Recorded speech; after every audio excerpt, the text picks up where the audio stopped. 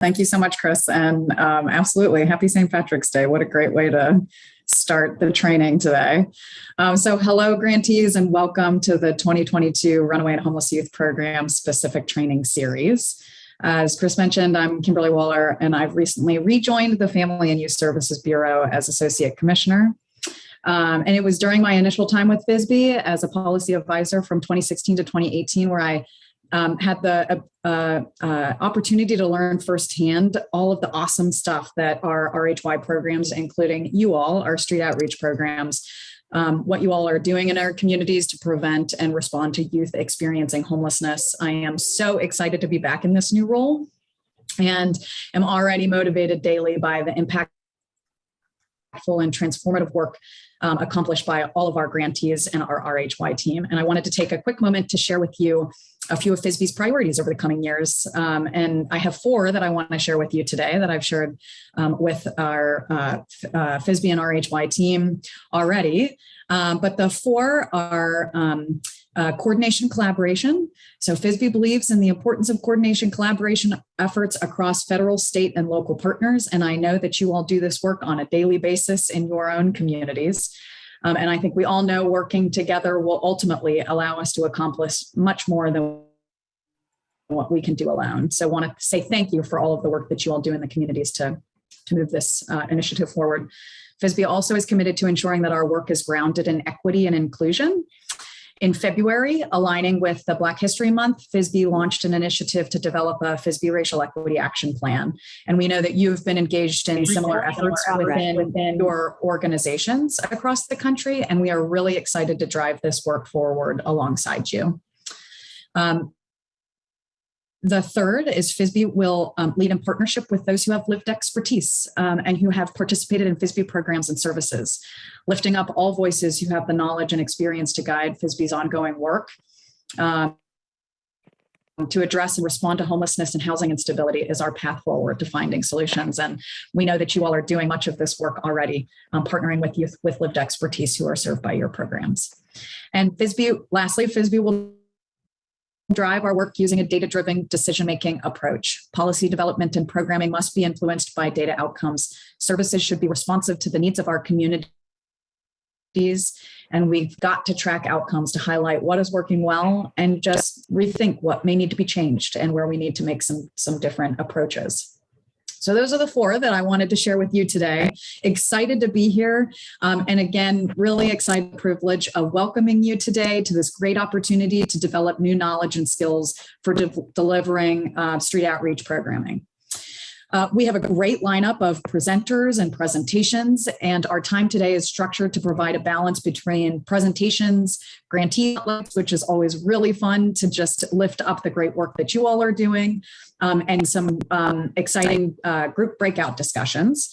And although, of course, this is a virtual training, really encourage you to take the opportunity to be active participants in our training activities, ask questions, share resources, share your knowledge.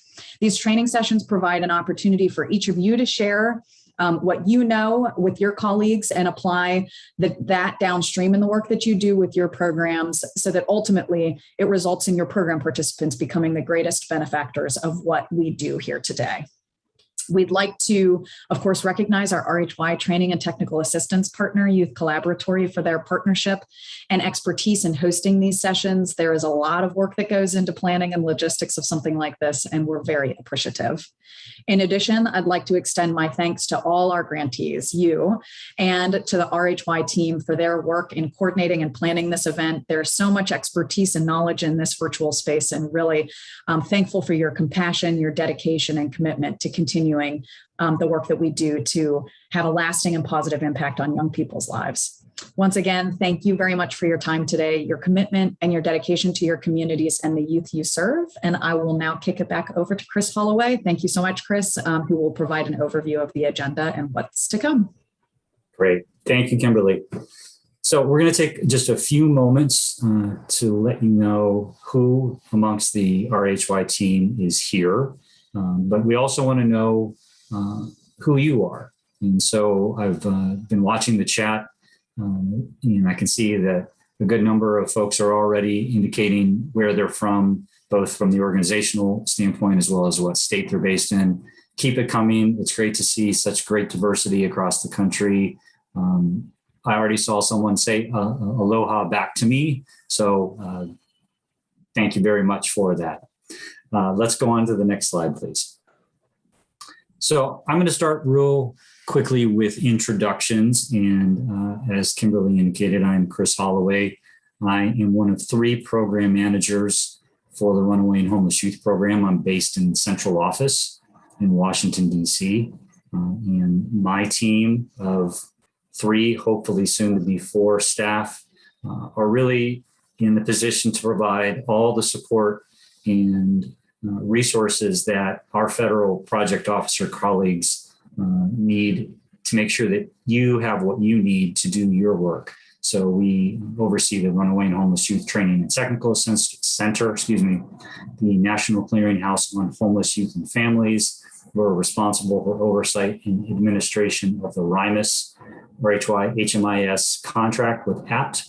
I know you all love data so much, as well as we are involved on an annual basis with releasing the notice of funding opportunity announcements and coordinating the annual grant review process. We're a small team here in central office, but we do a lot of work on your behalf, but we also do it on behalf of our federal project officer colleagues out in the field. And so I'm going to give them an opportunity to introduce themselves in just a second, but I first want to ask Tim to say hi. Tim is also with me here in central office. Hey everybody, I'm Tim Joyce. Like Chris said, I'm a program specialist in the RHY central office in DC.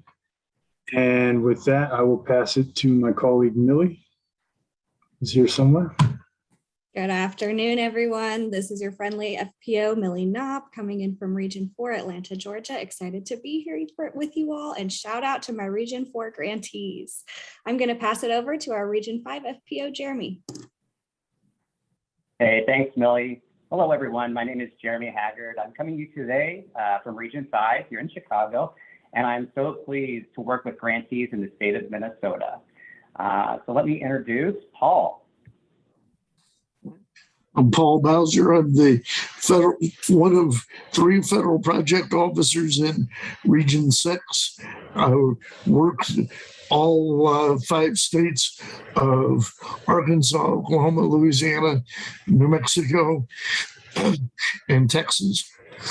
And I will pass it off to Rebecca Eichelberger. Thank you, Paul. I'm Rebecca Eichelberger. I am also in Region 6, and I cover Texas. And I will send it off to Janice. Hope. Good morning, good afternoon, good evening. My name is Janice Holton. I am one of 2 federal project officers in Region 10. My colleague Tom Bonington is in Region 10 as well, and we cover Alaska, Washington, Oregon, and Idaho. And a shout out to all the Region 10s, and it's pretty incredible. We've got a great audience all over the country today. Great. Well, thank you all. And if you attended the event on Tuesday, there's a bit of a competition now between the regions to see who is best represented in our training. We have a very quick poll. As you can see what's on the screen right now, these are the regional breakdowns. If you're not sure which region your state is in, if you are, or you figured it out based on the slide that's up, take 30 seconds, plug in your region, and we'll see who comes out on top this time. I believe it was Region 5 who had most representation on Tuesday.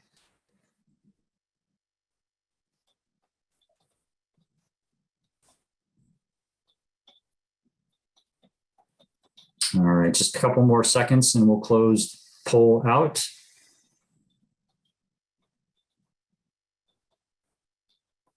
And the results, Region 5 again has pulled ahead.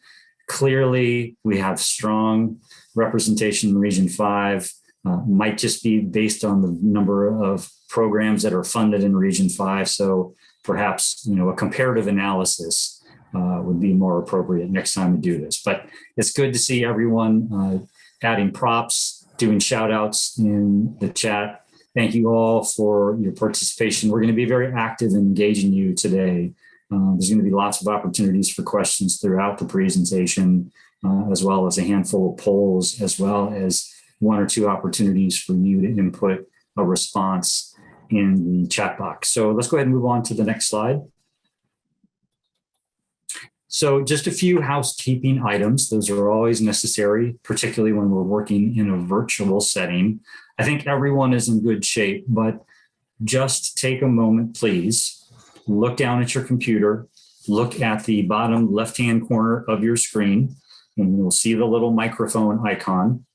If it is glowing green, despite the fact that St. Patrick's Day, you want to click it to make sure that it's not glowing green. The green microphone means that we can hear you, and we want to make sure that we don't have any bleed over, particularly with that now that we have 330, almost 330 people logged in to the session. As we did on Tuesday, we're going to try to answer most of the questions in the chat. We are going to pause on several occasions throughout this presentation to raise up questions that may be more technical in nature or that require a little bit more detail for us to cover. We've got a team of folks who are on standby watching those questions and watching your comments entered into the chat so that we can pull them out and present them at the appropriate time. And of course, there's no way we're going to be able to answer everything. And so we will be capturing all of the conversation, and we plan to send out a Q&A document once the final series is done, once we get through the next 2 training next week. Next slide, please. So why are we here? Many of you have been doing street outreach work for a long time. Some may be very new to the job.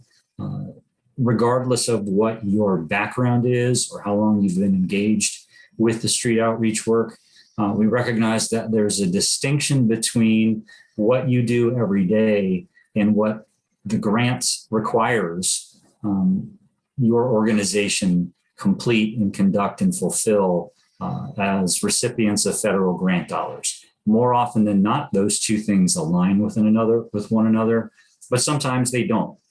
And what we have found often is staff at the root level, the staff who are really engaging with young people, whether it's in the Basic Center or through part of the street outreach teams, may not be aware of what the grant requirements are. They haven't been handed a copy of the application. You haven't necessarily read through the statute or the federal regulations. You're focused more on conducting those street-based activities, finding young people, young adults, and encouraging them to move to safe situations. And you wouldn't necessarily have the opportunity to dig into a lot of technical documents.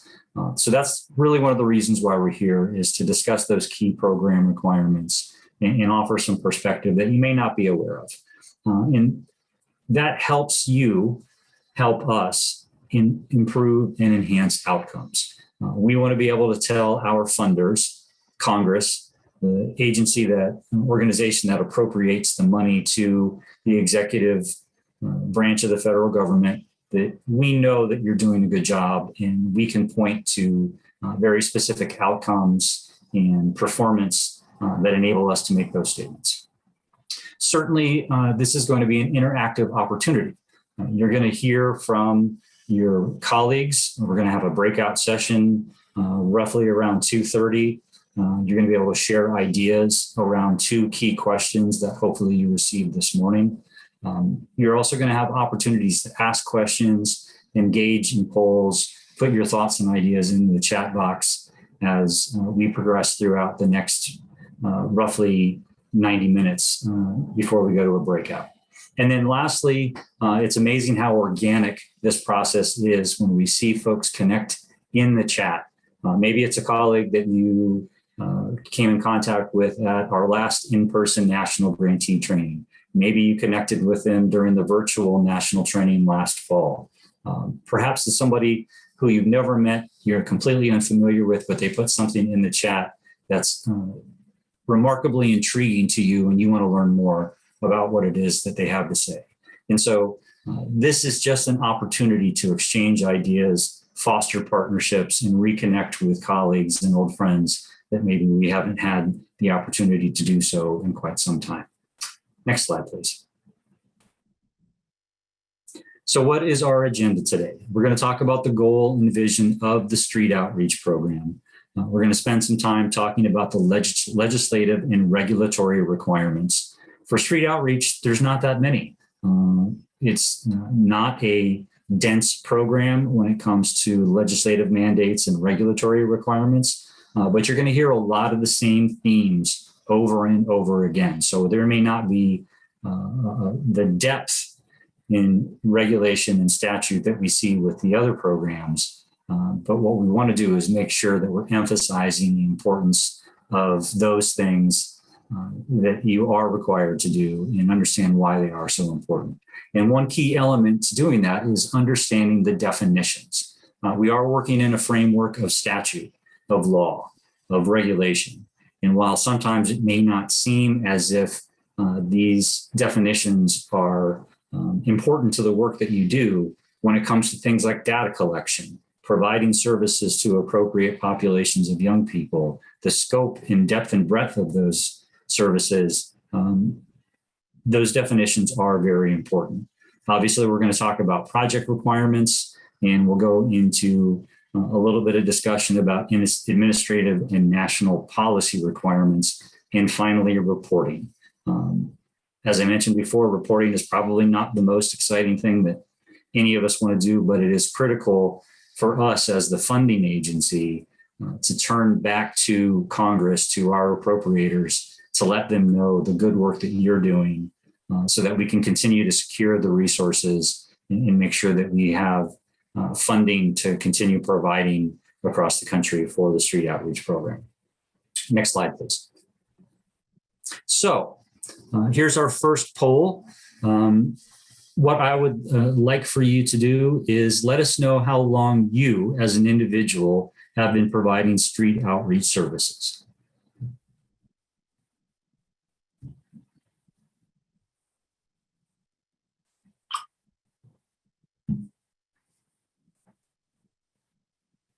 We'll give it just about 30 seconds.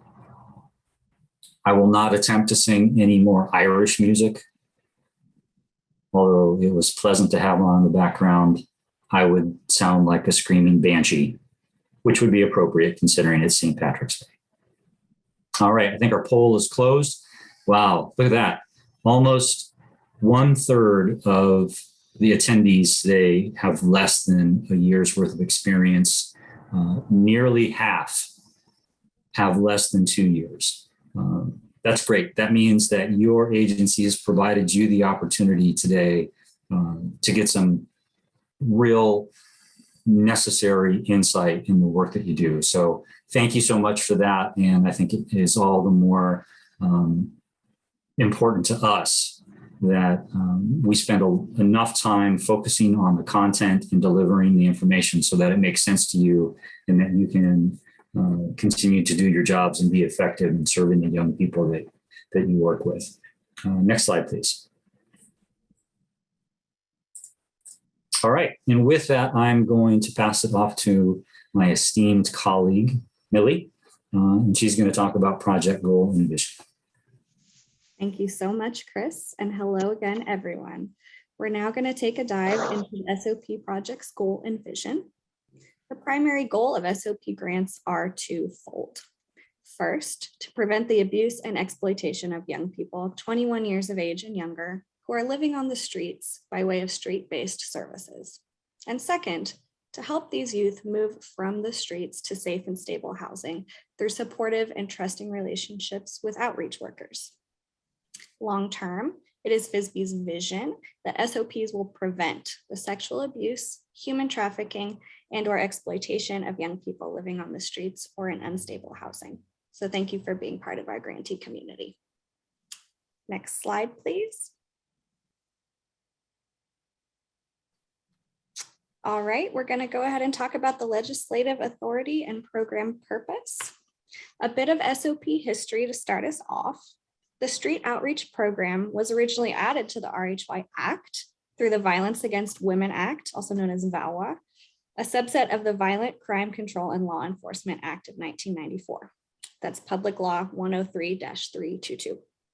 The legislative intent of the program, as outlined in the RHY Act, is to provide those street-based services to runaway, homeless, and street youth who have been subjected to or who are at risk of being subjected to sexual abuse, prostitution, sexual exploitation, and severe forms of human and or sex trafficking. And we will discuss the definitions for street-based services, runaway and homeless youth, and street youth in more detail later on in the presentation. Before we move on, we also wanted to address a remark regarding the use of the word prostitution within the RHY Act.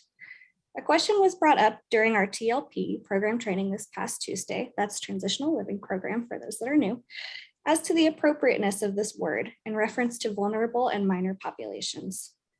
We understand and acknowledge that this term may be out of alignment with the language that is used in the field today. However, as grantees of the RHY program, it is also important to understand the statute as it is written and codified into the existing federal legislation. Thank you to our incredible grantee community for continuously uplifting the realities that young people are facing on the streets and the evolutions of field terminology in support of effective and compassionate service to youth. Next slide, please. All right, RHY regulations. As Chris touched on, SOP statutory provisions are minimal. The RHY federal regulations, also known as the RHY rule, expands on program expectations to state that SOPs shall provide services that assist clients in leaving the streets, making healthy choices, and building trusting relationships. Trust building and outreach to youth and young adults shall occur where they are known to congregate in the community, meeting youth where they are at. Next slide.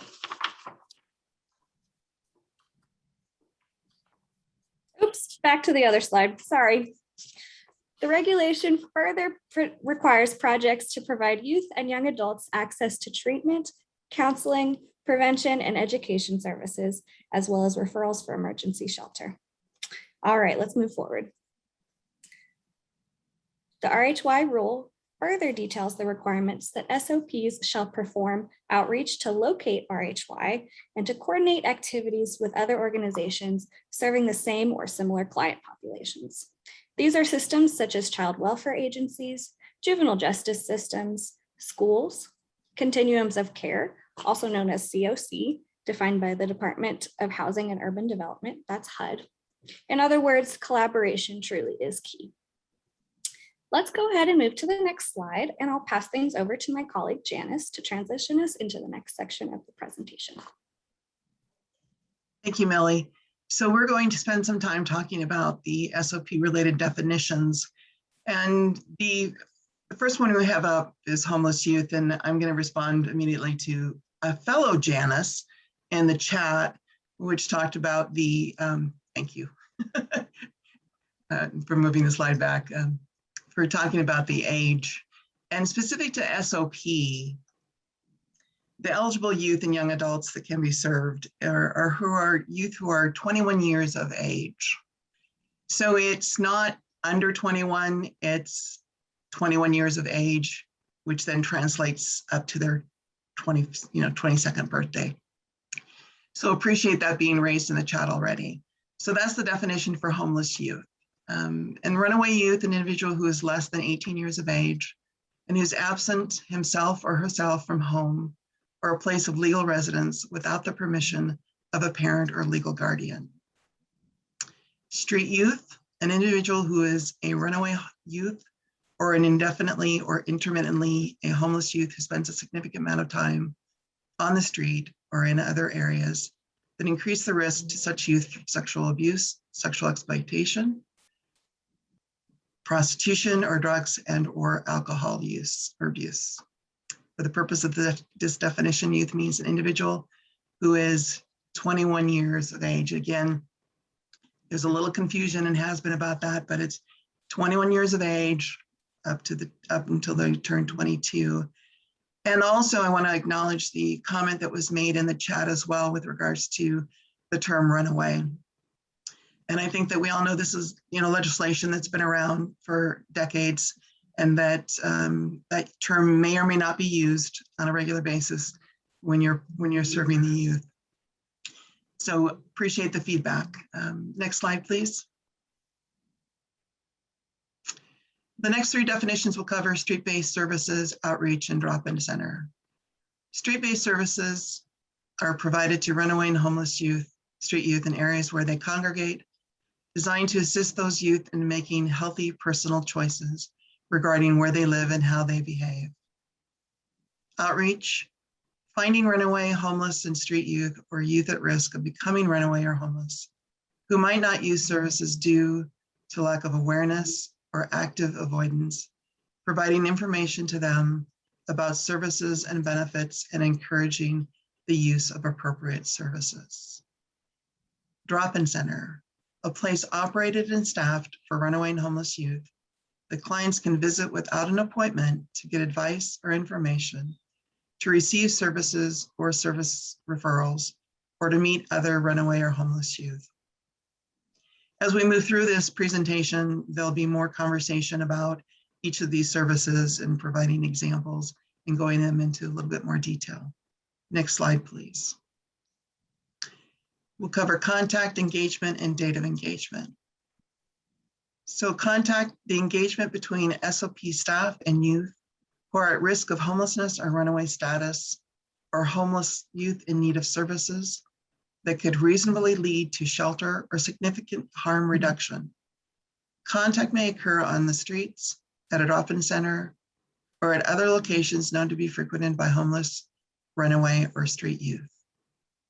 Engagement, an interactive client relationship resulting in a deliberate client assessment or the beginning of a case plan. Date of engagement, the date an interactive client relationship results in a deliberate client assessment or the beginning of a case plan. Next slide, please. Crisis stabilization services and gateway services. Crisis stabilization services, direct services, which assist with de-escalating the severity of a person's level of distress and or need for urgent care associated with a substance use or mental health condition. Gateway services, services to provide food, drink, clothing, and hygiene-related items to meet basic needs and develop trust between a youth and youth outreach worker. Next slide, please. Harm reduction and follow-up services.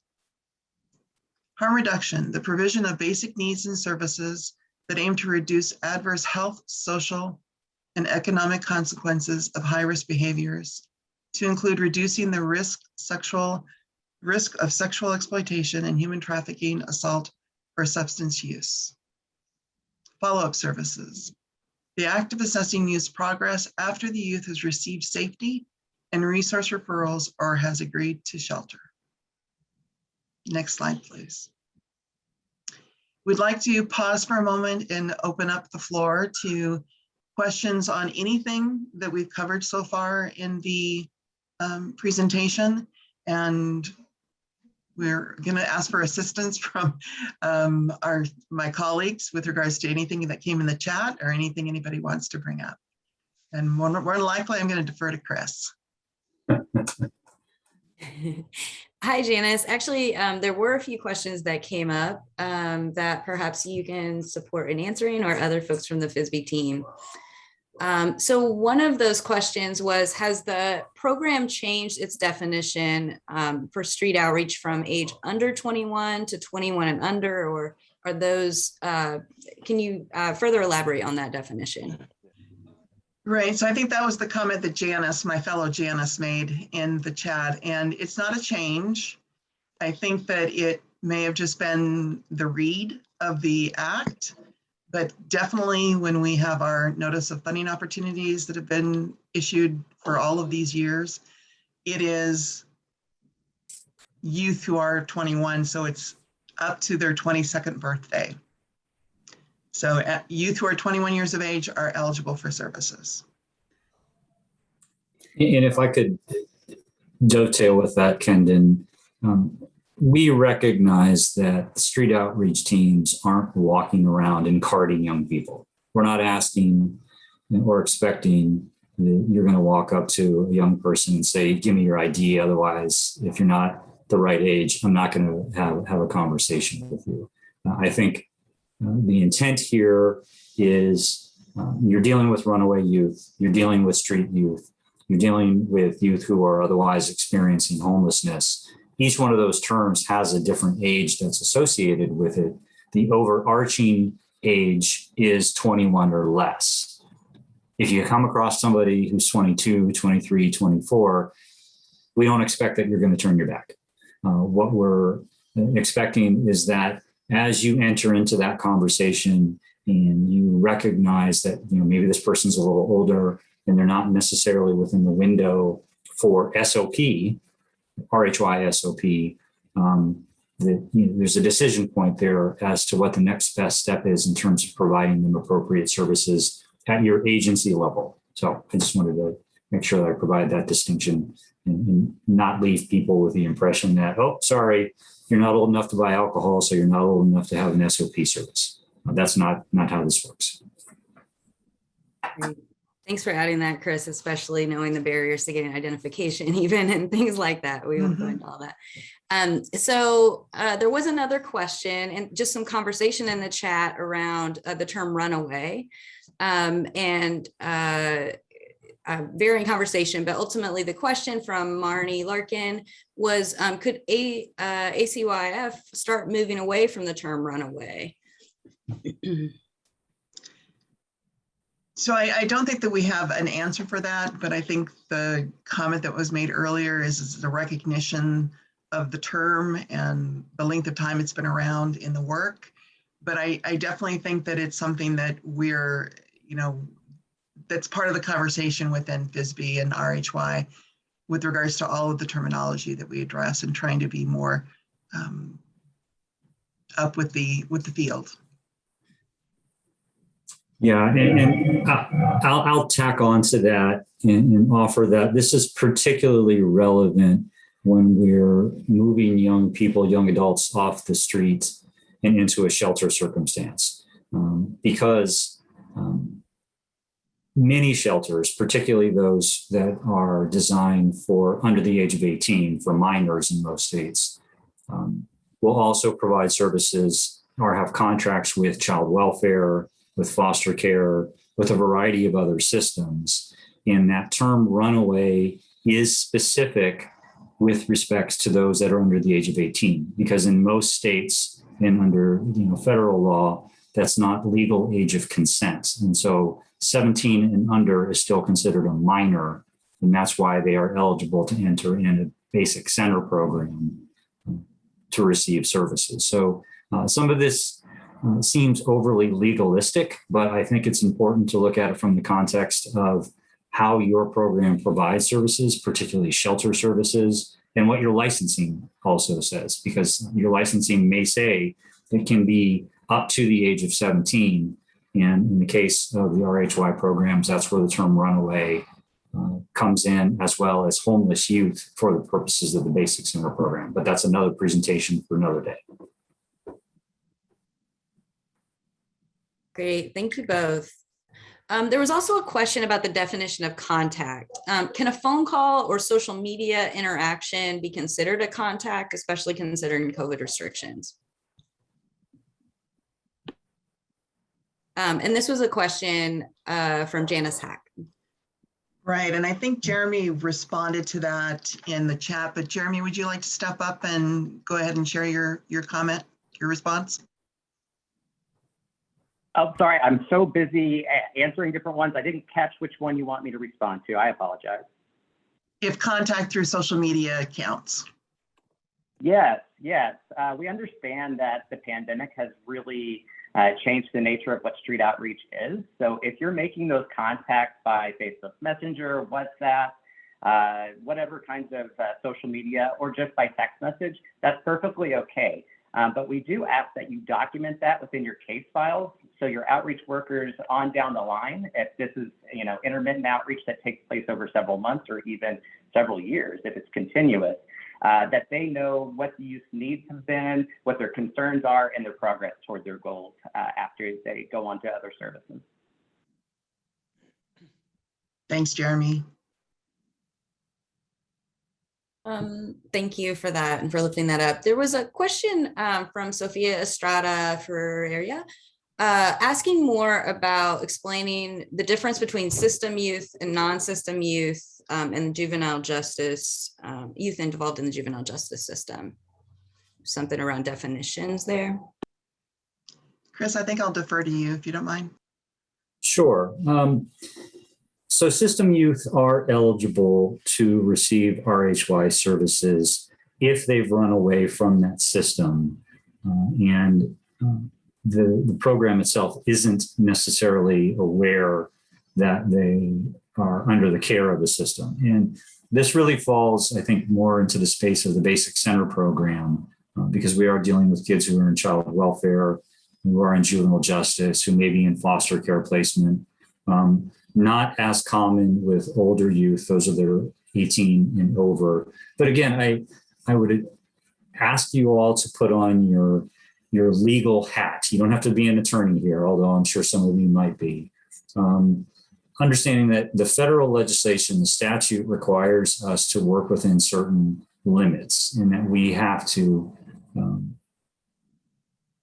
remind the programs that are receiving funding what those limits are. And what we have seen in some instances is a local county child welfare system will have custody of an individual under the age of 18, and they will place that individual in a basic center program because they've said they've run away or they're otherwise homeless. Well, in that case, that's a system youth. That's somebody who is actively part of the child welfare system. And it's not appropriate in that instance for the basic center program to use RHY funds to support that child's stay or that young person's stay. However, if someone runs across state lines, I'm on probation in Virginia and I run to Maryland and I've absconded, and that term has been used and it's part of the definitions that Janice just covered. And they have nowhere to go. And they find themselves on the doorstep of a basic center program, or they come in contact with a street outreach team in Baltimore. And that Baltimore team says, well, we can provide you an emergency shelter. That's perfectly fine. That's an acceptable approach to working with systems youth.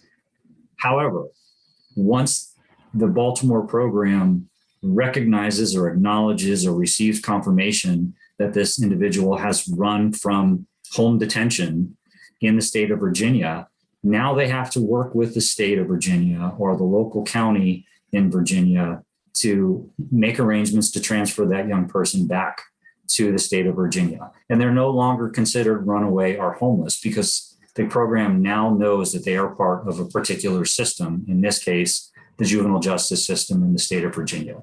We put an information memorandum out back in 2014, and I'm going to ask my RHY colleagues if you could drop that into the chat.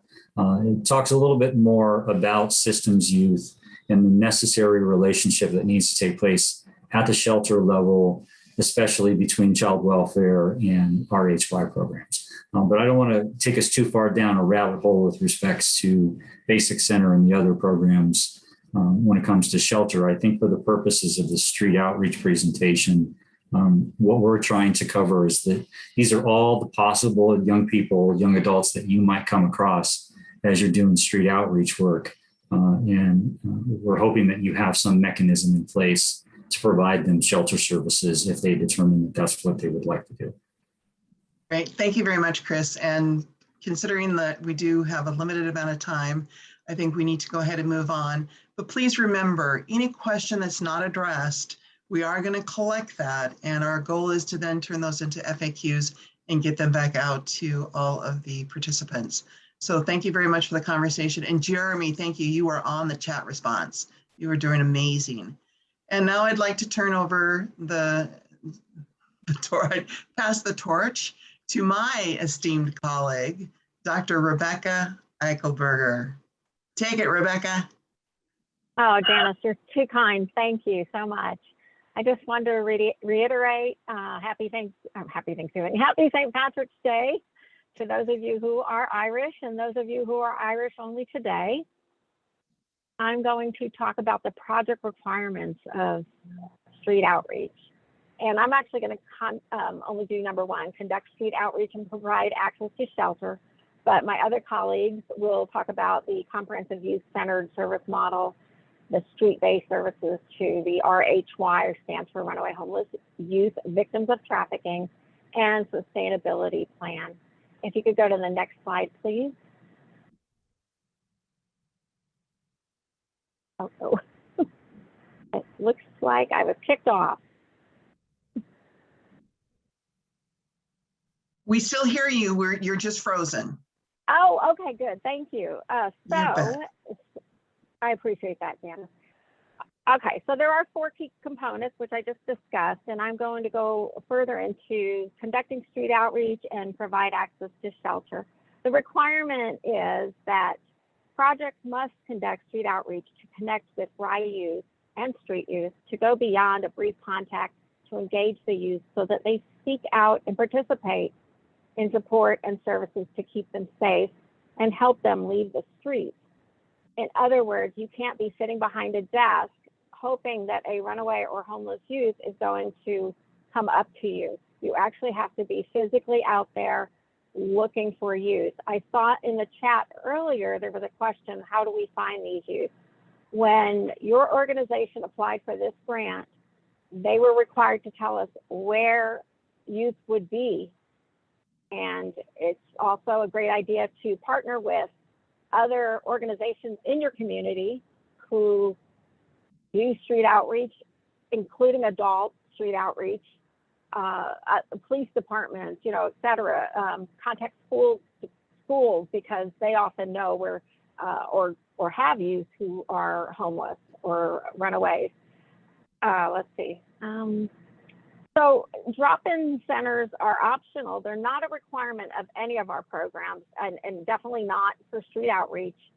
However, if an applicant in their grant proposal says they're going to have a drop-in center, they must ensure that they are readily accessible and provide services such as hot meals, a place to shower, and facilities where youth can do their laundry. Some of the drop-in centers I've seen also have washers and dryers, other things like that. So drop-in centers are not meant to replace the required outreach and engagement efforts. Programs should not rely on youth seeking those out. If there's any questions on that, please put those in the chat, and will someone go to the next screen, please? All right, this is regarding shelter and licensing. So what goes on is your street outreach program, they must provide access to an emergency shelter or safe and stable housing 24 hours a day, 7 days a week, doesn't matter, 365 days a year. When referring a youth to a shelter, the shelter must have a vacancy for the youth and meet the state requirements for licensing. It must be a supervised and age-appropriate shelter with an atmosphere that youth will trust. If you, as you know, most shelters, I believe, at least in Texas and the rest of Region 6, they are up to age 18. However, since street outreach covers 21 and younger, you may have to have, or you should have, a shelter or stable housing for those age groups. Next slide, please. All right. I wish I had a transportation sound right now, like a zoom, like. Vroom, vroom, vroom, vroom, vroom. Yeah, thank you, Janice. All right. So, street outreach program projects also must provide transportation to shelters when as needed. So, for shelters provided through referrals, shelter organizations must guarantee street outreach staff can enter the shelter. Again, this is important, 24 hours a day. So, but also so they can access the clients that are in that shelter. So two things, the shelter has to be open 24 hours a day and the staff have to be granted permission to access the clients. Safe housing for youth victims of trafficking must be carefully considered when identifying emergency shelters also. Yeah. And the next slide, please. All righty, this is a chat question and please feel free to answer it. And I'll probably, after I read this and we have a follow-up question, we can discuss that. So in this stage of the pandemic, where are you seeing youth congregate and reemerge? Some of you, almost 30% of you stated that you are new to this program of street outreach. So therefore, you may not know what it was like before the pandemic if you have only been here a year. But nonetheless, those who are more seasoned and those of you who are newer, you should know where they congregate or if they're reemerging. So if you'll answer that in chat. And then I do have a follow-up question. Just, are you accessing new places or are they going to the same places as in the past? I see some really great answers. Thank you, guys. Very good, yes. I don't know if any of you ever get on the highway and the interstates and use the restrooms along the way. What are they called? The rest area stops. When I've gone into those on our major highways, I'm glad to see that there is a toll-free number, the toll-free number for trafficking inside the stalls, at least for where I go, the women's stalls. So, all right. So Rebecca, I want to just raise up real quickly Stacy Johnson. Stacy says, we've noticed that there has been an increase in some of the typical locations we saw before. However, there have been new places that have come up throughout the pandemic, and we are seeing those have higher rates of congregation. That's an interesting observation.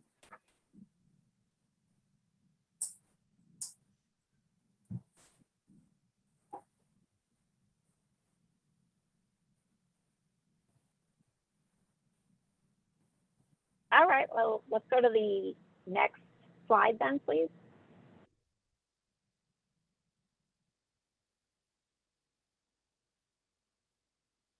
All right. So the spotlight is conducting outreach to youth on the street and engaging with them. Street outreach efforts are systematic, coordinated, comprehensive. That's why training is so important also when we're training your staff, having staff trained, because you want to make sure everything is coordinated and comprehensive. And I think I froze up again because my link came up. Sorry about that. So in other words, can you guys, I'm hoping you guys can still hear me. You're good. We can hear you. Okay, great. Let's see. Get on the right slide in mine. Okay, so street outreach efforts are systematic, coordinated, and comprehensive. For example, street outreach is conducted on behalf of the community rather than one agency, as I talked about earlier, and then requiring collaboration among multiple stakeholders. So other organizations, other agencies, such as police departments, school districts, things like that. Street outreach.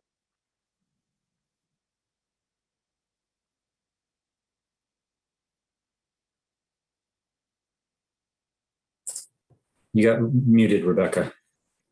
Thank you. Okay, make sure you have a safe, I'm sorry about that, have a safe place to stay so their housing's focused. Street outreach efforts are person-centered, trauma-informed and culturally responsive. That's very important also. Please note that, because we go to places and when I go on, or when we were able to travel, it's important to know that your organization, that you were required to be culturally responsive. Okay, and then street outreach efforts emphasize the safety and they reduce harm.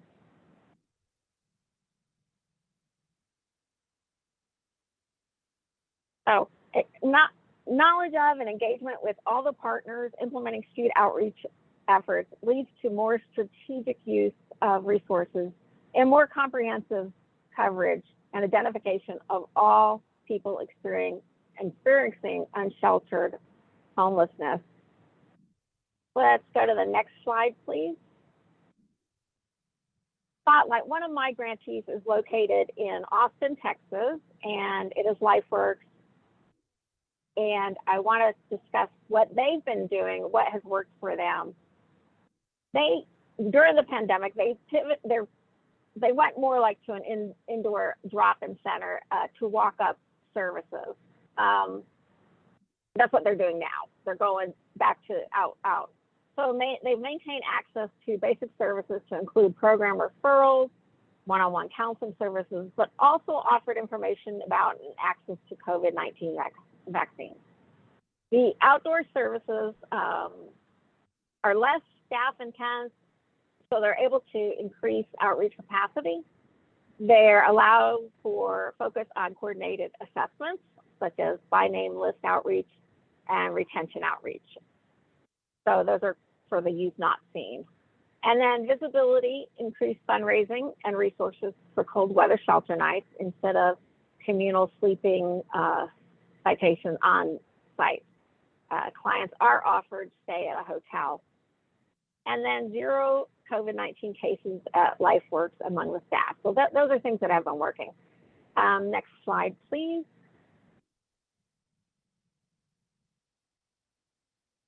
Okay. Additionally, what hasn't worked? Well, one thing in Austin, they were on lockdown, and I believe they still are on what they call level 5 in the state. Collaboration among other programs was impacted because so many were working remotely. So similarly, clients did not have constant access to computers and phones. Clients lost a safe indoor space where they could get out of the elements and not feel judged. Authentic client-staff relationship building was negatively impacted, unfortunately. And then affordable housing in Austin became very limited and slowed the process of getting the youth housed through rapid rehousing, which is a HUD program, HUD standing for Housing and Urban Development, and a general exhaustion among the staff and clients with COVID. As LifeWorks plans to reopen, they're planning for a hybrid of both approaches to have a more effective program. Next slide, please. And now my colleague, Jeremy Haggart, will take over. Thank you. Rebecca, I was having so much fun answering questions in the chat. If you just want to go ahead and do my part. I'm just kidding. So as a relatively new addition to FISB, I've seen over the past year that your programs are more than simply offering roofs over heads. The difference in part is that you look at youth holistically rather than just at their basic needs. This view is at the heart of what's called the comprehensive youth-centered services model. Next slide, please. Street outreach programs are expected to operate using the comprehensive youth-centered services model, which includes ensuring social and emotional well-being through a trauma-informed approach. Trauma-informed means understanding and responding to the symptoms, as well as the physical and emotional impacts of chronic trauma and stress prevalent for youth who live on the streets. It also includes assessing and addressing the behavioral and mental health consequences of trauma. A positive youth development approach focuses on supporting and enhancing well-being rather than just the symptoms. It's strengths-based and incorporates supports for healthy development and opportunities for youth leadership. This also includes positive role models and opportunities to strengthen developmental skills. Next slide, please. So here I want to highlight how one particular grantee, YMCA of the North in Minnesota's Twin Cities, implements one aspect of positive youth development by providing leadership opportunities to youth with lived experience where they can provide their expertise as employees and paid consultants. Currently, an impressive 62.5% of YMCA's outreach team identifies as having lived experience. So what has YMCA found that works? Well, first, they ensure that youth with lived experience are fairly compensated for the expertise they provide. YMCA has a youth advisory board that helps drive youth initiatives and provides feedback to staff about program design. And what's more, these youth are considered paid interns. Compensating youth in this way is an important aspect of positive youth development because it demonstrates that their time and expertise are valuable and that they're being engaged as partners in the work. The second is providing employment opportunities to youth who have experienced homelessness. These youth have relevant experience that they can bring to the table that will help them succeed in their roles.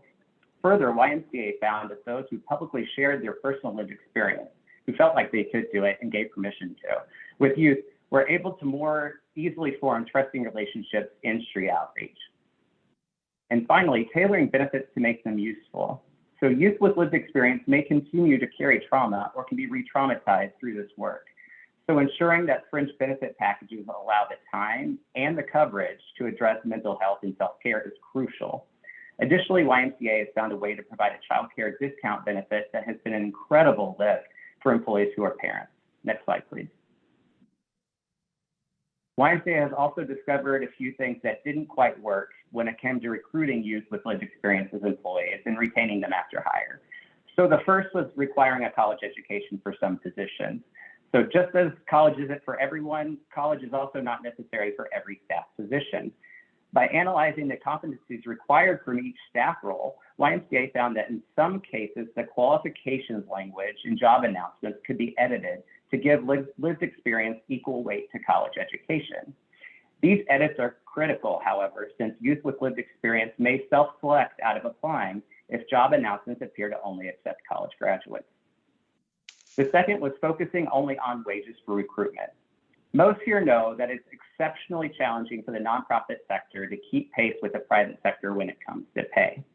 All employers should pay fair, equitable wages, but as I mentioned on the previous slide, YMCA found that its employees also saw value in low to no cost benefits, such as scheduling flexibilities, additional paid time off, and professional development opportunities. These benefits increase their chances of personal and professional success in a way that other employers with higher salaries and perhaps more work hours may not be able to match. And finally, focusing only on passion for retention. This work absolutely inspires passion, and perhaps even more so for those who have similar experiences to the youth being served. But YMCA warns that intrinsic motivation alone won't prevent burnout from the demands of this work. Providing employees, especially those with lived experience who risk re-traumatization, the time for self-care and providing them with a supportive work culture and team are both critical for keeping them on staff roster. Next slide, please. All right, everyone, it's time to get those clapping emoji reactions going. I'm now going to kick it over to my colleague, Paul Bowser. Take it away, Paul.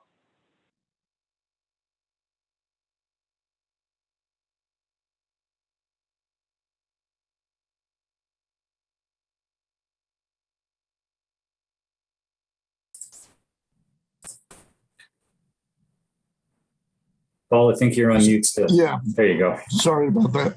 Thank you, Jeremy. I appreciate it. Okay, we're going to pick up with the comprehensive youth-centered service model. Street outreach programs are expected to develop and operate a street outreach plan that frames its street-based outreach strategies, the hours of operation, staffing of outreach teams, and safety plans and protocols for staff engaging in street outreach. And this should include the following: hours and locations of outreach efforts, staffing, as well as safety plans to ensure staff and youth safely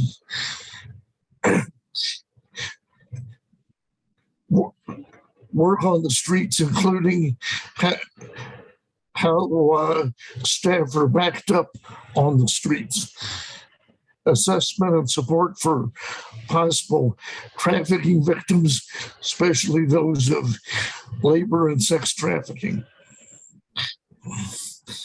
community education and awareness. Education and awareness strategies educate the community about street outreach projects through social media, public service announcements, and collaboration with other youth serving organizations, culturally specific, community-based organizations, sexual violence organizations, anti-trafficking services, law enforcement, healthcare providers, legal services, and other stakeholders. Next slide, please.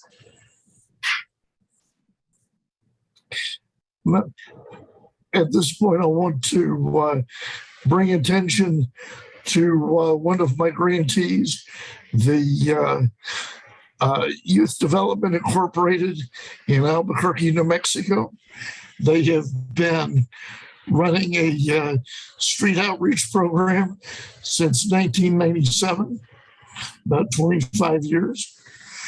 They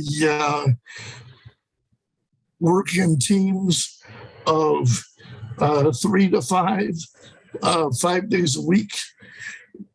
They make great and strong use of community mapping, where they will go out to various areas to identify areas where youth congregate, whether that be truck stops, parks, rail systems, so forth. They routinely walk through the areas so that they are readily identified, and they wear clothing and so forth that identifies what organization they're with, so that they're easily spotted. New staff also undergo intense training with senior associate directors that go out with them on site as they do the street outreach activities.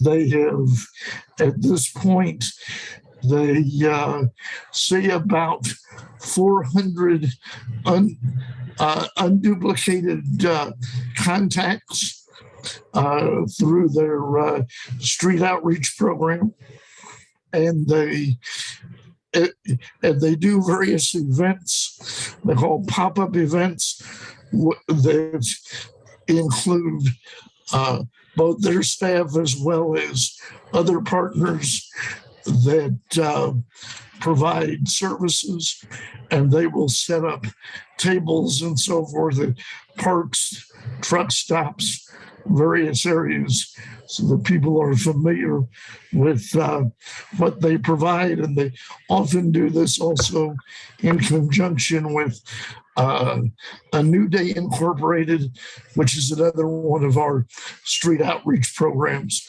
in Albuquerque. Next slide, please.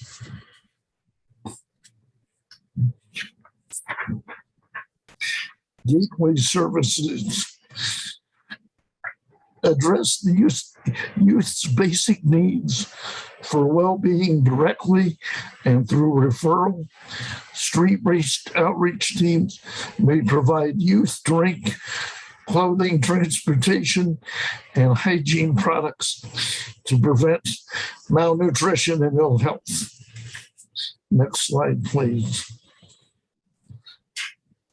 Assessments determine the youth's immediate needs, such as physical and behavioral health, connection to family, safety, access to resources, issues of neglect or abuse, and other risk and protective factors impacting the well-being and self-sufficiency of the youth.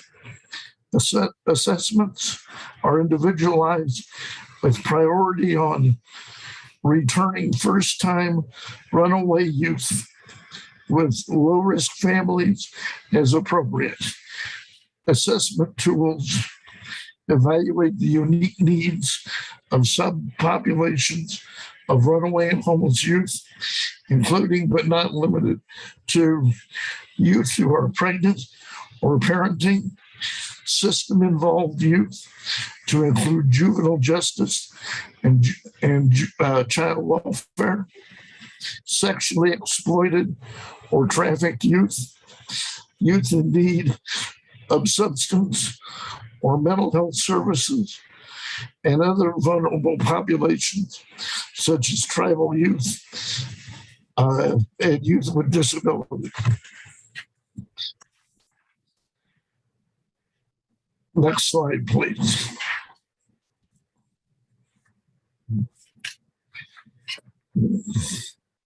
Harm reduction includes educating and engaging youth on how to reduce the risks of living on the street and engaging and encouraging the development of safety plans and ways to reduce the risk of violence, sexual exploitation, human trafficking, sexual assault, and many other harm-associated activities of street life.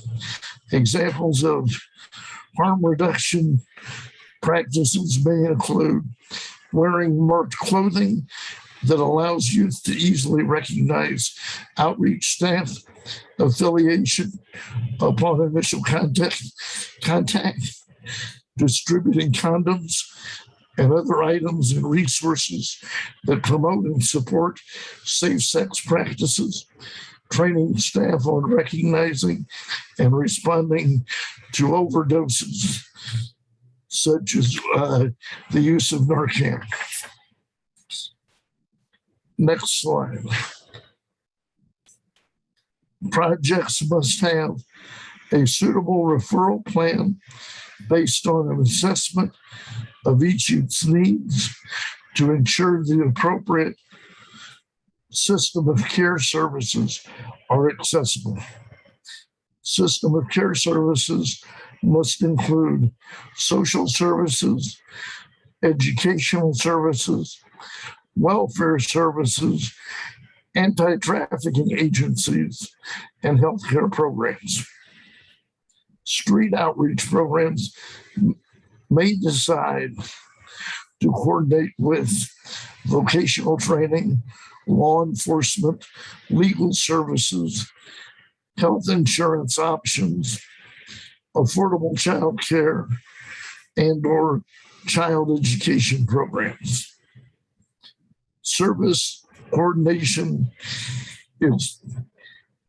is not the same as a formal contractual relationship. Street outreach programs may have MOUs in place to codify working relationships. However, contractual relationships involving the exchange of federal funds must have written agreements in place, and the third party is bound by the same rules as the primary agency. Next slide, please.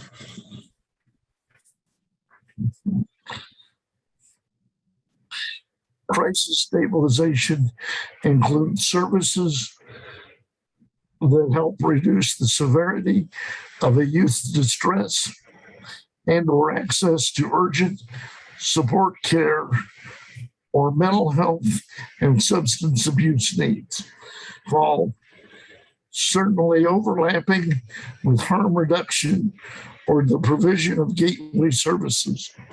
Crisis stabilization extends to circumstances when the youth or young adult is experiencing adverse mental or substance abuse symptoms, and as a result, risking harm to themselves or others.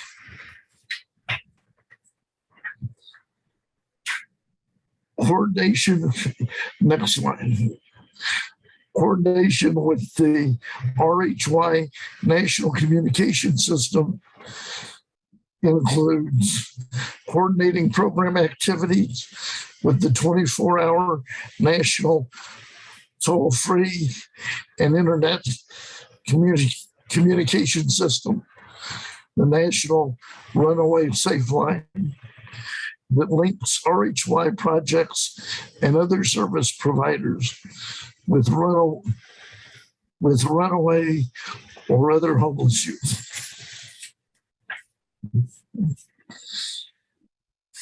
FISB acknowledges grantees may struggle with delivering follow-up services.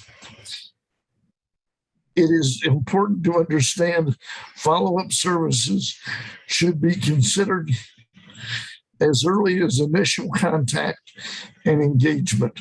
Street outreach teams are attempting to build trusting relationships with youth and young adults the very first time they meet.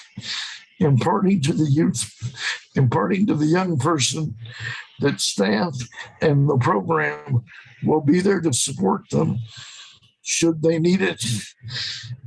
And beyond the brief encounters, it is a way to build longer-term trust and stability. Follow-up should be the focus for those youth at greatest risk and who the team believe may need additional support even after agreeing to return home, accept shelter, or who have engaged in safety and resource referrals. Now for the street-based services, the victims of trafficking, I'm going to turn it back over to Jeremy. Right, just when you thought you'd seen the last of me. Thanks, Paul. Next slide, please.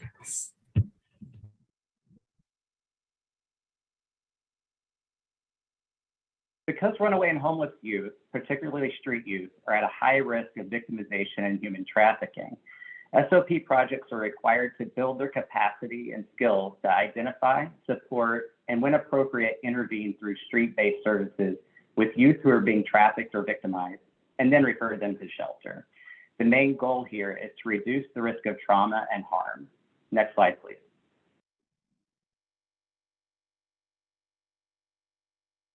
Now, this slide here offers links to various FISB and RHY resources for work with youth who have been trafficked for sex or labor. Though the web addresses aren't visible and you can't click them through your screen right now, please don't worry. All attendees will receive a copy of this presentation that includes clickable links. If you want to get a head start on finding human trafficking resources, however, you can go to the RHY website, www.rhytech.net, which I think Kendon has been furiously posting in the chat today, and click the Technical Assistance tab at the top. And there you'll find a menu where you can select human trafficking, and they have a litany of resources there. You can also go to our FISB website, which I cannot recite to you right now off my memory, but just search for FISB RHY, and we have those resources on our website as well. Next slide, please. Now, I invite you to please begin a round of virtual applause as I hand the speaker's baton over to the fabulous Millie. Thank you so much, Jeremy. Appreciate it. And hello again, everyone. We are now going to touch on the sustainability plan for SOP grantees. And as you can see at the top of this slide, we've got 3 words in bold: diversification, accountability, and collaboration. RHY grant recipients plan for sustainability at the beginning of the project design and shall revisit and revise the sustainability plan throughout the life of the grant and project as necessary. Sustainability plans must include a plan for diversification and funding to continue services in the event of a loss of FISB funding, as well as plans to address staffing and staff retention and turnover, which we know so many of you all have experienced in these past few years during the pandemic. Second, a plan for accountability and how the project would continue to meet FISB's SOP performance standards in these instances of a loss of funding or staffing shortages. And third, collaboration through building those meaningful partnerships with other service agencies, as well as youth with lived experiences of homelessness that we've heard through some of the grantee highlights, as well as other experts on RHY issues and experiences in the field and community. Next slide, please. All right, moving on to SOP performance standards. Next slide, please. So the RHY rule establishes RHY program performance standards as measures of successful outcomes for youth and are used to monitor project performance. In relation to contact and engagement, reporting should include both the initial contacts with runaway homeless and street youth and the resulting percentage of those youth that become further engaged in the SOP project. And we heard about those definitions earlier on in the presentation. But for the purposes of the SOP performance standards, again, date of engagement is defined as the date an interactive client relationship results in a deliberate client assessment and the beginning of the case plan. So that migration from initial contact to a more interactive relationship that creates that plan to move them forward in service coordination and support from the outreach team. All right. So SOP has only one mandatory performance standard split apart into two measures. The standard being that grantees will contact youth on the streets in numbers that are reasonably attainable for the staff size of the project. Measure 1, which notes that grantees will engage 33% of those youth, 33% of youth contacted in that deliberate case plan or client assessment, is intended to measure the percent of youth contacted by the street outreach team who agree to engage further past contact in case management and assessment. And measure 2 notes that grantees will report the number of full-time equivalent staff providing direct outreach to youth, relates to the awareness of organizational capacity to conduct youth outreach relative to the number of full-time staff. All right, and we will discuss more about reporting in the upcoming sections. But we're going to go ahead and pause for any questions regarding the sustainability plans and performance standards at this time. And I'll ask my friends at RHY to assist me in getting some questions if there are any. Yeah, hi, thanks, Millie. There were a couple of questions in the chat. One of those was, and I actually am not sure if this was related to your section or to the section before, so full disclosure, but related to handling the transportation of minors. Several grantees that had questions around the legalities of that and running into different questions around how to manage that. So curious if FISB has any guidance. I may defer to my colleague, Chris Holloway, but I do believe so much of that is dependent on some state regulations and requirements. Chris, any additional thoughts on that? No, Millie, I think you're on point in that response. I mean, we don't have the capacity nor the regulatory authority to dictate how it is that you provide transportation services. Much of this has to do with the local licensing requirements, or probably something as simple as capacity in vehicles. I mean, I'll be honest, I don't know if we have any constructive guidance to offer other than if you're a shelter and you have specific licensing requirements when it comes to the transportation of minors, you're obviously going to have to follow those requirements. I would hope and would like to think that the street outreach teams have policies and practices in place when it comes to transporting young people, young adults to referral services, shelter services back home that are consistent with the local statutes or licensing requirements. But, if the rest of the team who is working more closely with the grantees on a regular basis have anything to add to that, please feel free to step in. I want to make sure we give a comprehensive response. I will put a great plug. I'm not sure if this is relevant to the original question, but for the Home Free program, in collaboration with the National Runaway Safe Line, if there are instances where youth are coming from across state lines, really running away from a location that's far away, if you go to the National Runaway Safe Line page, there's information on this great collaboration with Greyhound Bus that can secure and support youth getting back to their home of record. A few additional logistics regarding that program, but it's a great opportunity in long-term transportation if that situation is appropriate. It's called Home Free, and I know there'll be a wealth of resources on how to access that. Any other thoughts from my colleagues in the SOP team regarding this question?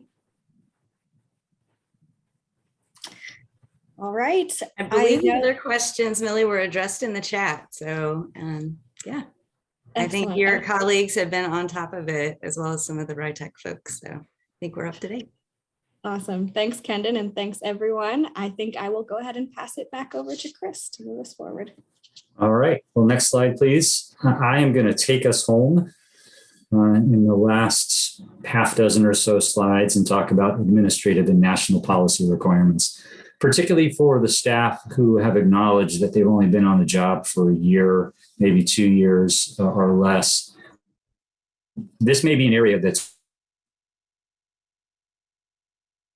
completely foreign to you. Question if you don't know the answer. But for those who are in the know, please take a second and just let us know whether or not your organization conducts background checks for all staffs. And please, I'm emphasizing here, FBI records, fingerprint checks, child abuse and neglect registry checks.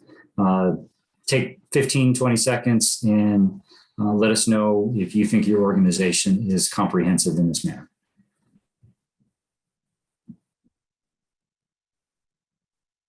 And I think we can be safe in saying we're not collecting who's saying what on this, so you can feel free to answer honestly. Yeah, good point, Jeremy. There's no IP tracking. We're not going to come look for you to say, wait a minute, why did you say no? All right, so the poll's closed. 96% say yes, 1% say no, and 3% say they have barriers. I'd be curious to know what our result numbers are. Our sample size was 10. And that means that I'm just joking. I don't know how many people actually responded. I would assume that a good majority of folks did. Next slide, please.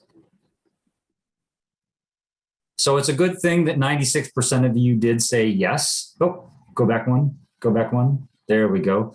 The background check requirement does apply to all staff, employees, contractors, volunteers, consultants, anybody who is going to have regular or unsupervised private contact with a young adult or a young person.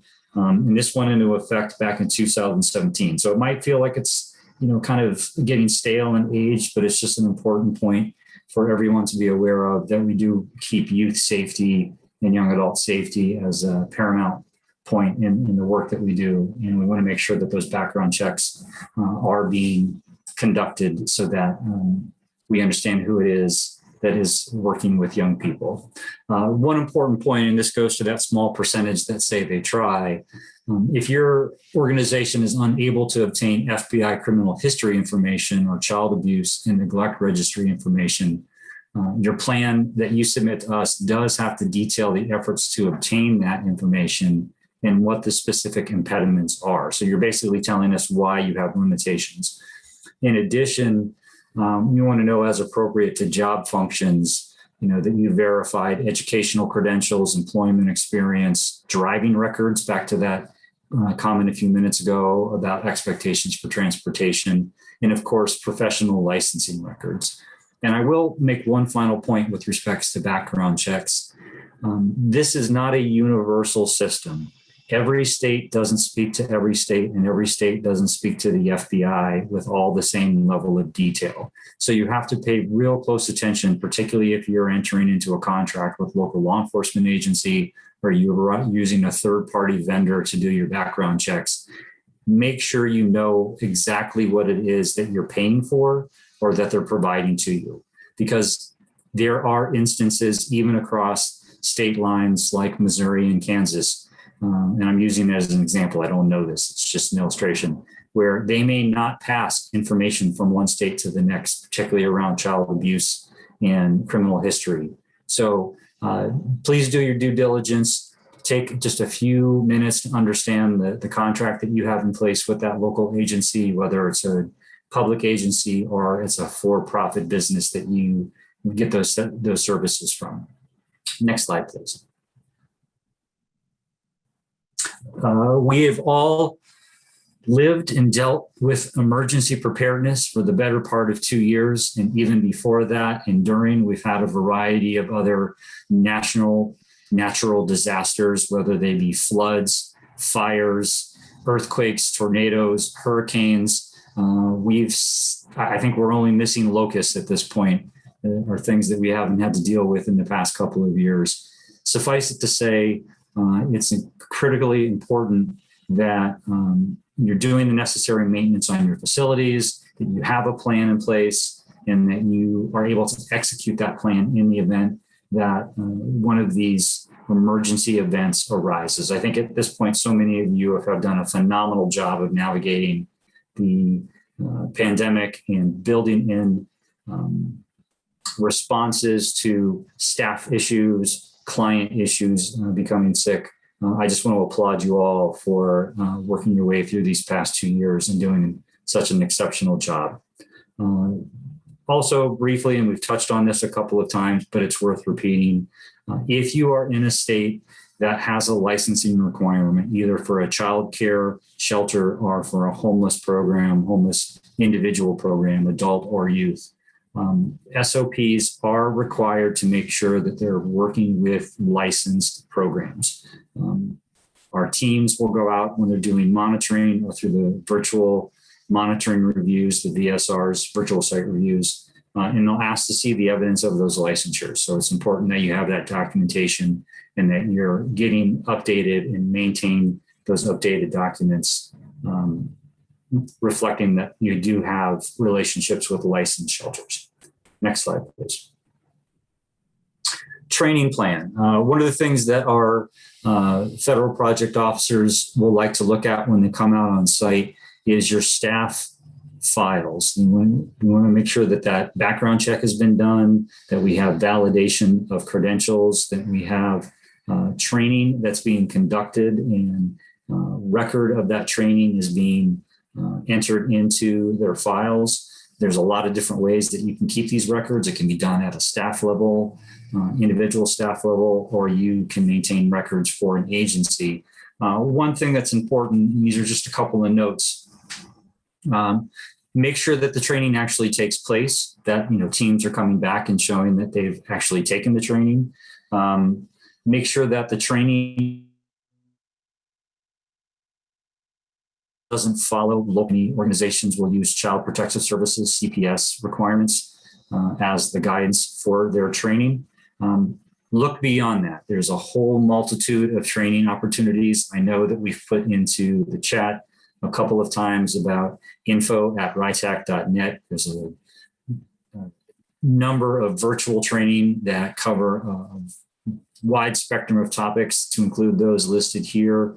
Reach out to RHY, take advantage of them, use the training that we have that's available for free, and make sure that you're documenting that your staff have in fact taken these training. We really are trying to professionalize the field of runaway and homeless youth work to a degree that we're on par with some of these other fields, whether it's child welfare, juvenile justice, etc. Next slide, please. Technical assistance monitoring and short-term training. I won't spend any more time talking about the technical assistance and training. We're emphasizing that throughout this presentation. Please take advantage of the free available training and technical assistance through RHY. I do want to take just a few moments to talk about monitoring. And we've shifted away over the past 2 years from on-site monitoring, where the teams are coming in, the FPO and the peer monitor is joining them, and all of our work is being done virtually. We are mandated by the law, by the RHY statute, that 1/3 of all of our active grantees are monitored each year. The virtual process has helped tremendously in reaching that goal, but it does take away that personal opportunity for us to come on site, see your facilities, spend time with the street outreach teams, do the things that really give us a feel for the work that you're doing. Notwithstanding that point, we're going to continue doing the virtual monitoring until such time that we feel it's safe and reasonable to allow the federal project officers to go back on site. We're looking forward to the opportunity to engaging with you again, seeing your programs, and getting that face-to-face contact. This is great. Virtual is wonderful, but we want to make sure that we're meeting with you in person when the time is appropriate. Next slide, please.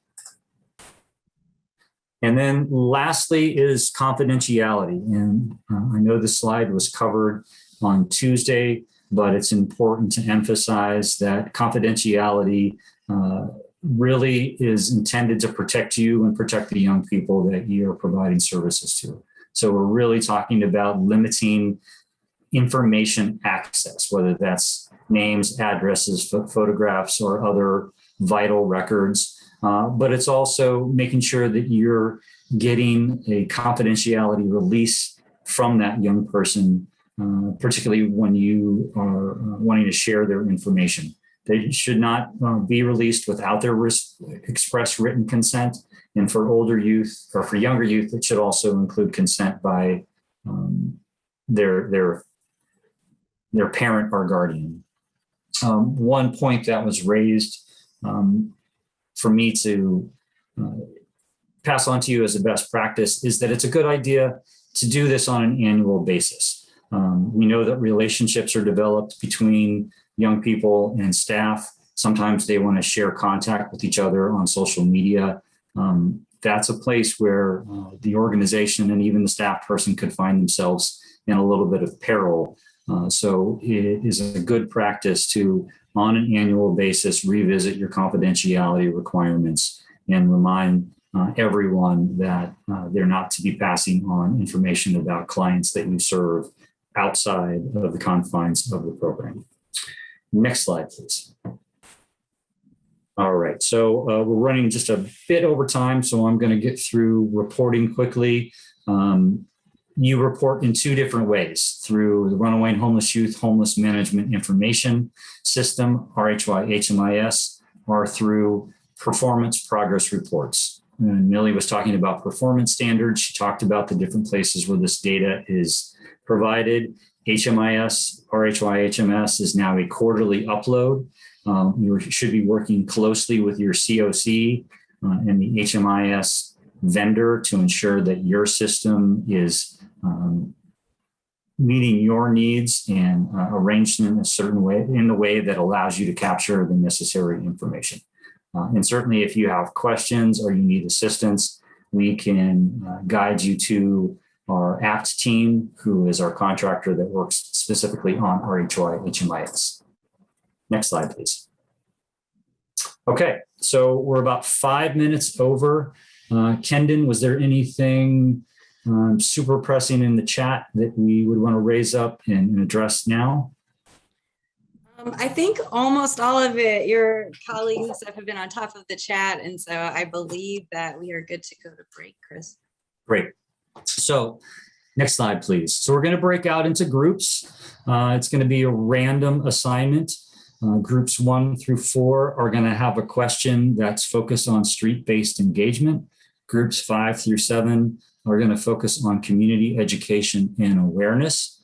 We're going to break until 2:45. So you got roughly 10 minutes to take a break. And then you will be split up into your groups. One important reminder: do not log out of Zoom while you're on your break. Just leave your system up and running. And then when you come back at 2:45, you should see an icon up on your screen that says enter your breakout session. And with that, I want to say kudos to the team. You all did a phenomenal job. I love the conversation that's taking place in the chat. Lots of organic conversation and dialogue about best practices and connecting. That's exactly what we were hoping would happen. And so I'm glad to see that you all took advantage of that. This next session really is about you as participants communicating with us, collecting your thoughts about these two topics. So come prepared in the next 9 minutes to really share your thoughts about the questions. And we look forward to seeing you in 9 minutes, 2:45. Thanks, everyone. Welcome back, everyone. I think our groups are starting to reconvene. I see the numbers climbing exponentially. Wow, that's amazing. It was 200 all of a sudden. Now it's 239. So we're almost back to where we were before we went into our breakouts. I was in group one. We had a great conversation, had some phenomenal ideas shared. I really want to thank the folks that were willing to step up and share their thoughts. What we're going to do, we've got about 20 minutes, a little less than 20 minutes to do some breakout reporting. We're going to do this first, starting with question 1. And for those of you who were dealing with question 2 around community awareness, question 1 focused on engagement strategies. Specifically, what youth engagement strategies does your program utilize to encourage their participation in assessment, planning, or move from the streets to safe and stable housing? And I had a willing volunteer jump up almost immediately. Don't shake your head, Becky. You know you were jumping through the camera wanting to get involved here. And so we're going to tag team on our report out. And then I'm going to ask maybe 1 or 2 other groups that had question 1, and then we'll turn to the group 2 breakouts for their report out. So it'll probably take just a couple of minutes for each group. Becky, do you want me to start, or you want to go first? Well, you can say the question and I'll say the answers. I mean, you just did, didn't you? I did. Okay, never mind. The question. All right, never mind. I was going to tell them how you picked me because I made a face when you said who wants to take notes, and you look at her face. So, no, never mind. Some of the ways that people in our group engage the youth. Someone sets up a tent at a skate park where they hang out, and they even they're there on a regular basis, and they bring lawn games and really engage them in that way. Others said we get to know them in a trauma-informed way and be engaging and approachable, be very intentional with our actions towards them. We said the intervention, a big part of it is just the relationship. That's what it is. So we're offering peace and safety sometimes, and that's what's appealing to the youth. And also being able to offer multiple services at once, like being a one-stop shop that you can meet with them where they are, offer them links and other programs that they can go to, or even coordinated entry, try to make it as easy and efficient as you can to get the help when they want it. And we mentioned about we go into their territory, and a good one is offer services that they need, like laundry, food, or getting replacement ID cards or birth certificates. So those are some of our ideas. Great, thank you. And I just want to take a couple minutes and focus on the laundromat idea. This was from Carol in Kansas City. They offer free laundry services as part of their outreach strategy. And she said she's had tremendous success getting people to come in, take advantage of the free laundry services, even if they're in a housing situation, rather than make them worry about whether or not they have to pay for a laundromat that's already taken care of. They have an agreement in place with a local laundromat where they can get all of that done for free. The other piece that was, I think, quite interesting, and this was Benjamin, he's up on my screen, was really bringing your character to the street, letting people know that, first and foremost, that you're authentic, but having a personality, demonstrating that personality and making it feel like people want to get to know you better. It could be silly. He talked about dad jokes. I'm, keen on that, unfortunately, or fortunately, however you want to look at it. But those were some of the real highlights of the conversation. But thanks to everyone who was willing to jump in and offer their thoughts. I hope that the conversation was beneficial to you. And you walked away, at least in group one, with some ideas and things that you'll be able to take back. So let's turn to group two. I believe group two is Millie.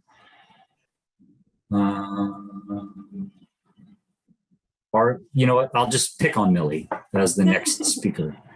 Whether or not you're group one, I think is irrelevant. Okay. Hi, Chris, and hi, everyone. I'm actually going to ask Lacey if she doesn't mind coming up and sharing out a few things. We had a lot of great dialogue as well. Lacey, are you with us to give a few share outs?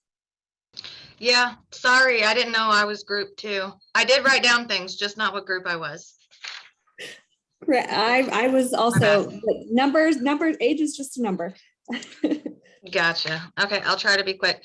Some of the things we talked about with engaging during street outreach is providing some essential items such as backpacks for those that need, and there's a website for that. I'll go ahead and spit it out for those that need it.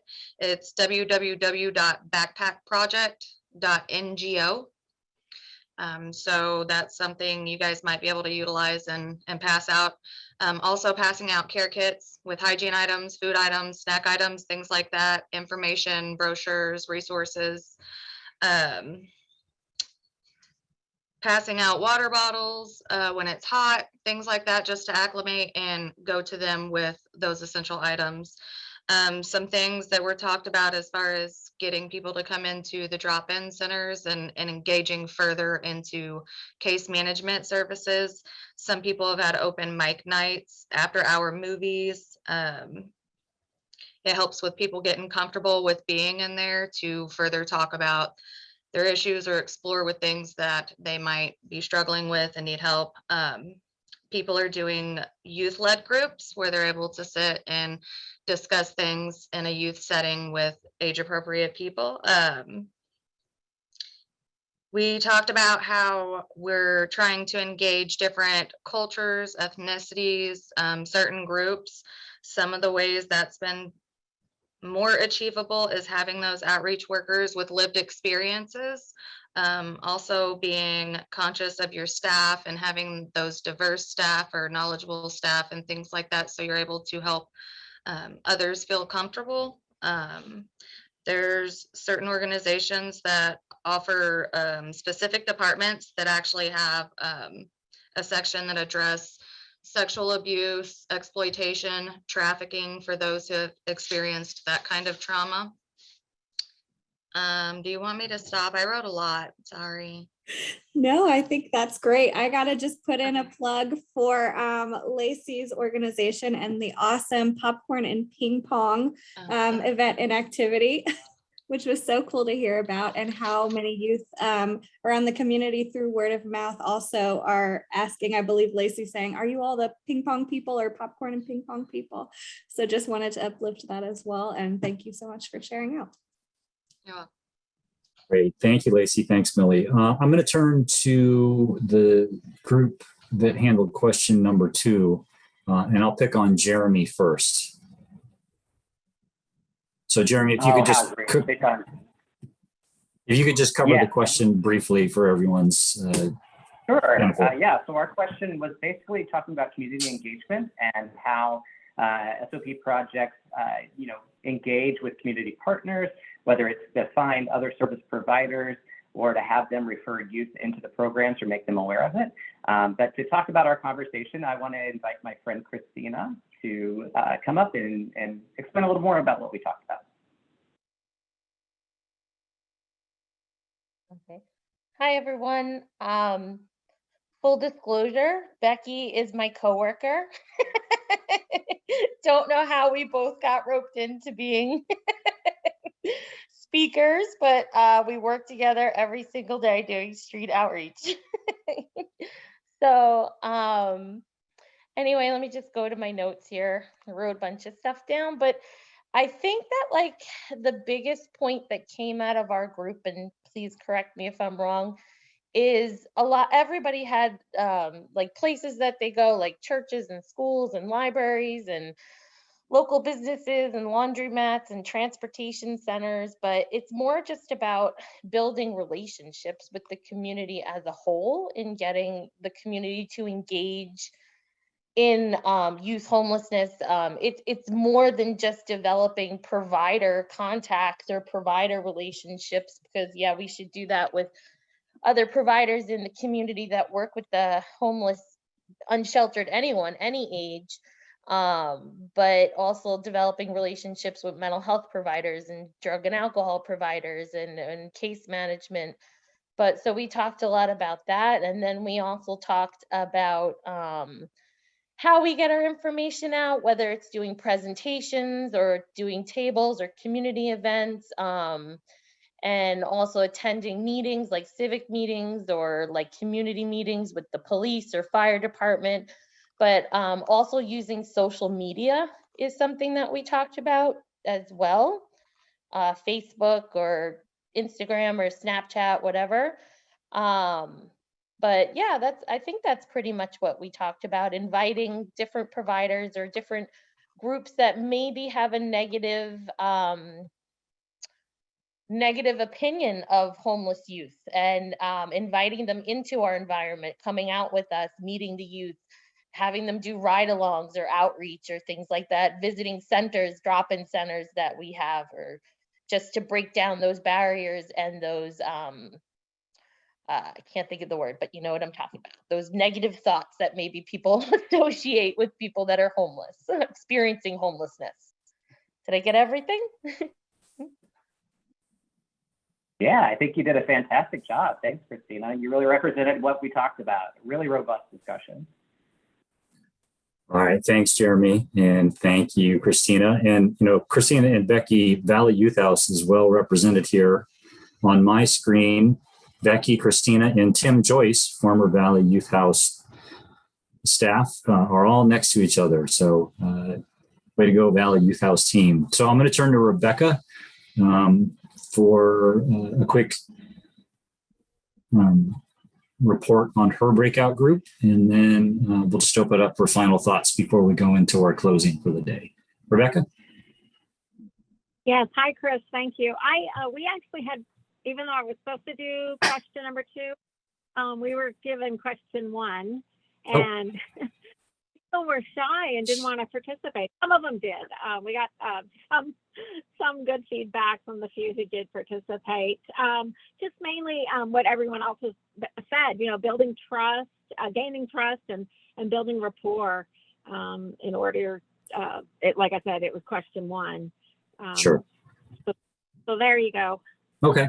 Well, so in our last minute or two before we start to move to our closing, any of the team that handled the engagements or the outreach and with the community, did you want to jump in and offer any thoughts? Yeah, Chris, this is Janice. Oh, go ahead, Janice. You got it, Janice. Go ahead.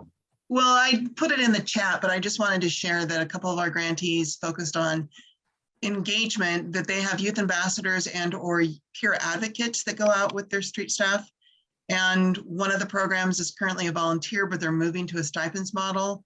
The other currently pays their peer advocates $15 an hour, up to 15 hours a week.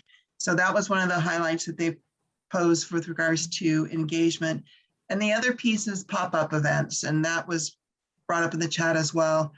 But several of the grantees in Region 10 do pop-up events to engage and get youth in for services. And if you're not familiar with that model or that approach, Kendra was kind enough to put her email address in this chat as well.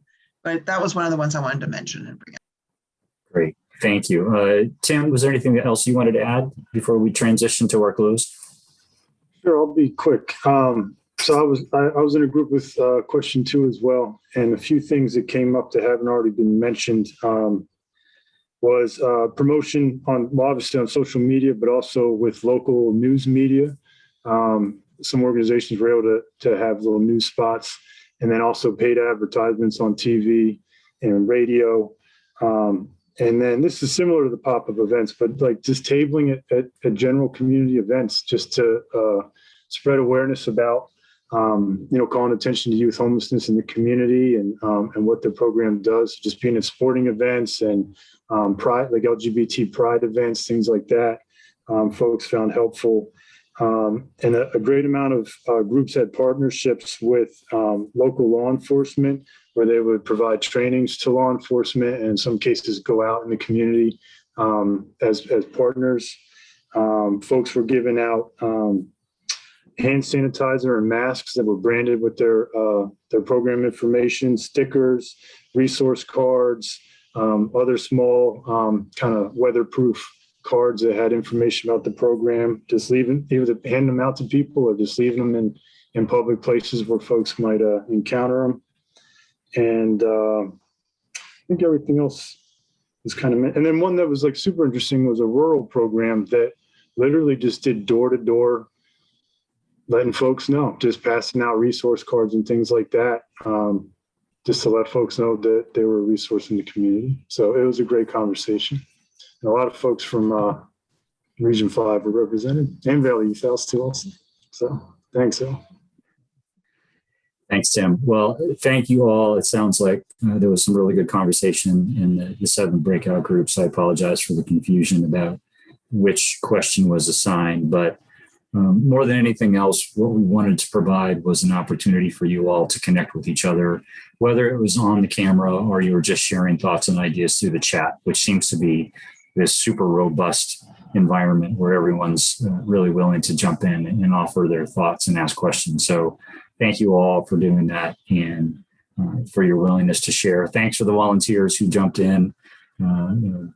We threw it at you at the very last second and said, hey, we're going to put you on camera and ask you to speak. So that was very gracious of you to accept that offer by us.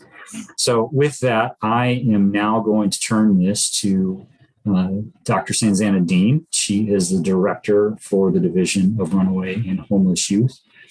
She's my boss and all of the team here. We are fortunate to have Sanzana as our leader.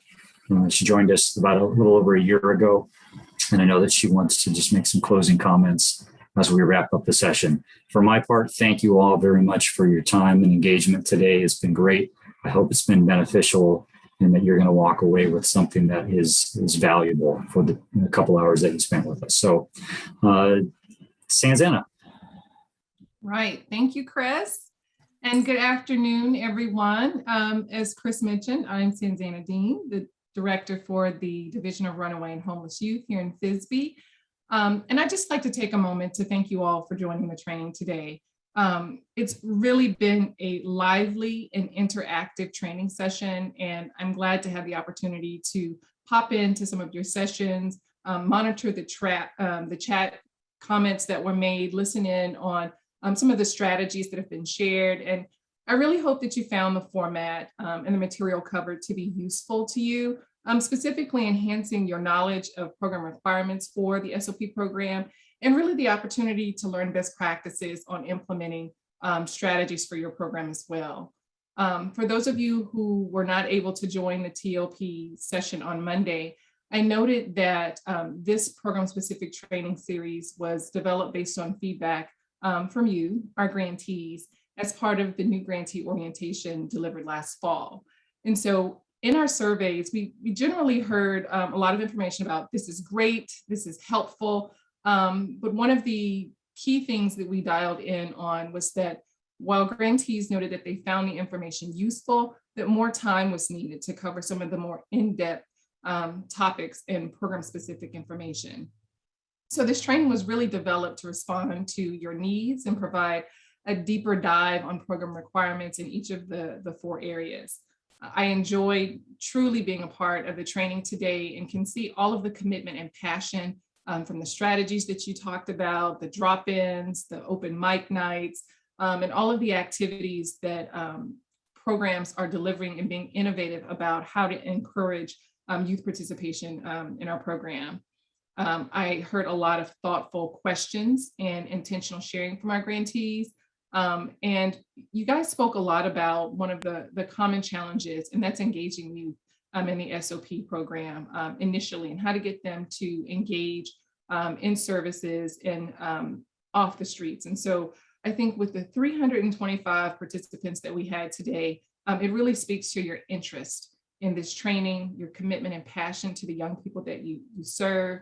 And so I can encourage you really to keep the conversation going and keep the learning going with your peers. We'll definitely look for opportunities to expand some of the themes that we heard here today, and look for additional training and technical assistance opportunities for you. There's also opportunities for you to share any of your questions or concerns or clarifications with your federal project officer, or to reach out directly to RHY. Anything that we receive in writing, we will provide a response to you. And just thank you so much for all your interest and engagement in the training today. Before we close, I'd like to thank our Associate Commissioner, Kimberly Waller, for offering opening remarks this morning and sharing her priorities that guide the work that we do in FISB. I'd also like to recognize the Herculean efforts of my team, who worked very diligently over the last several months to turn around your feedback last fall in October into delivering this training over the next 2 weeks. And so kudos to the team TLP on Monday, team SOP today, and of course the training that we have next week for Basic Center and Maternity Group Home. I'd also like to thank RHY for their support of our team in planning and implementing this training today. I know that the last few years have been really challenging for all of us. And so I thank you from the bottom of my heart for all the work that you do each and every day to support runaway and homeless youth, disconnected youth. And we continue to look forward to hearing your feedback on how we can continue to bring you a variety of new training and technical assistance offerings throughout the year. I invite you to join our training next Tuesday for the Basic Center program and to complete your evaluation for today's training. With that, I'll turn it over to Kendon with RHY, who will discuss the evaluation, the upcoming training, and close out today's session. Thank you all for your commitment, and enjoy the rest of your day.